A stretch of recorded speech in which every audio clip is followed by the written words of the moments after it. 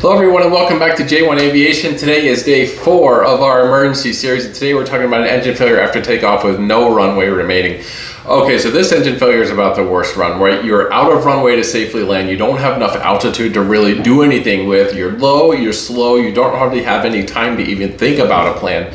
You just need to react for this one, right? So what should your reactions be? So let's be honest, if you have an engine failure after takeoff, say at 300 feet, you have one job: don't stall the airplane. If you stall at 300 feet, your chances of surviving will drop about as fast as your VSI. However, if you push the nose down, keep the aircraft flying, and land under controlled and minimum airspeed, your odds of surviving are decent, right? So similar to yesterday, engine failure with runway remaining, you need to pitch down immediately and keep the airplane flying.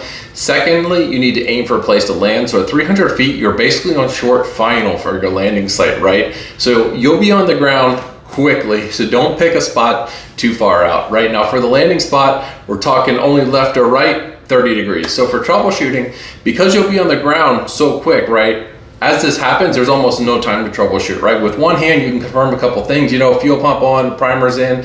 There's no really time to grab a checklist, right? Make sure the mixture is rich.